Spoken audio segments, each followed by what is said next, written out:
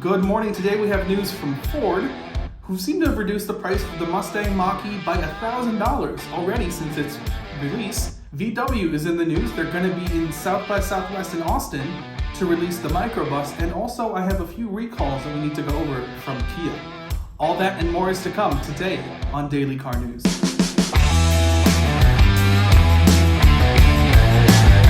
All right, good morning. Today is the 10th of February. It is a beautiful Thursday here in Northern Colorado, and I've got some news from all around the world. I want to start things off in Dearborn with Ford, who have been able to reduce the price of the Mustang Mach-E. They've taken a page out of Tesla's book by re-engineering the car, every single day and bringing these updates every single day rather than wait for the model year to end. And what they've been able to do is reduce prices on their end by $1,000 per car. Everything from reducing front trunk components from 9 to 2, and even also reducing the heated seats parts per unit by adding volume, because they've seen that everyone uses their heated seats. They were able to go ahead and order more and reduce their price. This is that sort of on-the-go thinking that I really like from Ford and is inspired by Tesla, that they were able to reduce the cost of their cars by $1,000 per car. Now, I don't know if we're going to see that on our end as consumers, but it is good to see that Ford is thinking ahead, because they're going to need to produce a lot of these cars and also a lot of the Lightning and the e-Transit going forward. So CEO Jim Farley got the Mustang Mach-E launch team together and said, hey, look, all right, you guys are on the team again. Your goal is to reduce cost and improve profit margins, and they did just that. Very cool to see from Ford. Great innovation and engineering, and I can't wait to see what else this brings us. Also, staying in Dearborn, Ford seems to have bought a Lucid Air, right? Now, the Lucid Air, this is thanks to Inside EVs and their Spied team. The Lucid Air is one of the first cars we've seen hit 500 miles. I think it's the only car we've seen hit 500 miles on an electric charge. One battery. Now, a Lucid Air was spotted outside the Dearborn plant next to a Mustang Mach-E. Now, this is purely speculation. We have no idea what's going on, other than it was there next to a Mustang Mach-E. It could be a customer car, it could be an employee car, who knows? But maybe Ford has it to benchmark their future vehicles against. Maybe they're using it as a something to sort of tear down and learn from. Who knows, right? Any car company will do this. It will buy a competitor's car and learn from it. Of course, it's fair game, but it's interesting to see the Lucid Air outside the doors in Dearborn. Who knows what Ford is up to? Go ahead in the comments down below. Let me know what you think, what they're doing with the Lucid Air. Is this all just a coincidence? Is this all just hot air? Who knows? We're going to jump across the pond to China, where Tesla has increased their revenue in China by 100% 2 years in a row. In 2019, their revenue was $2.9 billion. 2020, $6.7 billion. And 2021 is $12.8 billion. In Q4, it's $5 billion already. Q4 of 2021, Tesla did $5 billion in China alone. Now, this is a drop in the bucket compared to Tesla USA, which is $30 billion in 2021. So time will tell to see if Tesla China can catch up, but all signs are pointing to yes. Congratulations to the Tesla team on their achievements. VW is in the news because they will be in the news further in Austin in South by Southwest in a month's time. They will be debuting the VW microbus, or the e-microbus, in South by Southwest. Very, very cool to see. We're expecting to see the first ever public appearance for the microbus. Right now it's codenamed the ID Buzz, the ID.Buzz, but hopefully we'll have a better name going forward. Right now, we are expecting a digital launch event on March 9th, and then the in-person event March 11th at South by Southwest. We're also expecting to see, there are rumors that they will have sort of various buzz stops, pop-ups around the city to promote the car. Testing photos have been leaked online, but we don't have anything official other than the sort of rainbow-colored rendering. And very little info is available on the microbus as of yet. So stay tuned. We will definitely report on what's happening from South by Southwest as time comes. Speaking of Germany, we're going to jump over to Germany in Mercedes with the 2023 EQE. It's here, and it shares a lot with its bigger brother, the EQS.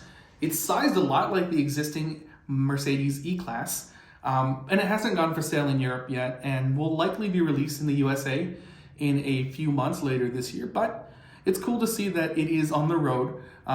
It's on Mercedes EVA2 platform, so it's sort of, again, skateboard. You know, you build a battery, motors, and wheels, and then on that you can build a bunch of cars that sort of differ depending on, you know, different battery layouts, motor chemistry and whatever, motor layouts and battery chemistry. There we go. It is a morning. Now, this is the same size as the normal E-Class. It's a little smaller than the EQS. We're seeing that it's a little wider and a little shorter. So in your case, a little wider, a little wider, a little shorter, there we go, than the normal EQS, giving it a little different appearance. I kind of like it. And it's about 500 pounds lighter than the EQS. The interior looks very similar, so you still have that gigantic window-to-window display, and a lot of touchscreens in there. But 500 pounds have been shed from the EQS. Base price is about $70,000, but who knows what that's going to be once it hits dealer floors here in the United States. But we're expecting something around 70 grand here or there. It's a permanent magnet motor, 288 horsepower, 391 pound-feet of torque, and 90.6 kilowatt hours in the battery. So very cool to see here. This is a, I guess, your Tesla Model S all-wheel drive competitor, maybe performance Model 3, Model Y competitor. And if so, Tesla has a lot of catching up to do because the Mercedes E-Class and S-Class is pretty cool. All right, we're gonna jump over to Hyundai because the Hyundai Accent has been spotted testing. It appears to take cues from the larger Elantra, the 2023 Hyundai Accent. It's been spotted cold weather testing, so it's very bundled up. A lot of camo and also just fabric layers on top where we can't really see body lines. Very camouflaged, very covered up, and we can't see too many specifics on the car. Rumors are suggesting a 1.5 liter engine with gas and diesel options, and maybe even a mid-hybrid available in their class. But we don't know if it's going to be here in America because sales are down from about 80,000 in 2016, 80,000 units, all the way down to 20,000 in 2021, or 19K and some change in 2021. So who knows if they're going to bring that over here to the United States. Again, the SUV and crossover market is growing. Pickup trucks are growing here in the States. I don't know if there is room for a brand new 1.5 liter internally combustion, tiny little Hyundai Accent. It'd be cool to see. I'm a fan of smaller cars, but you know, the American market isn't exactly conducive to tiny little cars. And I understand if larger companies don't want to invest in America's market if, you know, they're only going to get 20,000 sales in a year compared to 80,000 from just 5 years ago. Speaking of Hyundai and Kia, if you are driving a 2014-ish to 2018-ish Kia Sportage, Hyundai Santa Fe, Kia K900, you might want to get in touch with Kia because the NHTSA has issued a special consumer alert that you should probably park your car outside in the open, away from trees and buildings and whatnot, due to cars potentially combusting on fire. That's not cool. What they're seeing is the root issue might be linked to the ABS module, where an electrical short has been found, or at least an electrical short is possible, And they're saying, hey, owners, you can still drive your car because you're going to notice if something goes wrong and you'll be able to get out. But if you are not in your car and it's parked, you are not going to want it to be in your garage or near your home. If you can, park it farther away until they have the time to issue a proper recall. We're expecting letters to go out in the mail in April, which seems a bit far away. But if you are in a 2014 to 16 Kia Sportage, 2016 to 18 Kia K900, and 2016 to 18 Hyundai Santa Fe, call your local dealer, see if you can get something figured out sooner rather than later. Okay? Mini is releasing 3 special editions for 2023. We have the Resolute, the Untamed, the Resolute, the Untamed, the Untold for the Cooper, Countryman, and the Clubman. So the Resolute Cooper, the Untamed Countryman, and the Untold Clubman. Okay. It's a bunch of different combinations of bronze and green and gray and trims and paints. And it's celebrating 20 years of Mini being here in America officially. The Resolute Mini Cooper starts around 36.7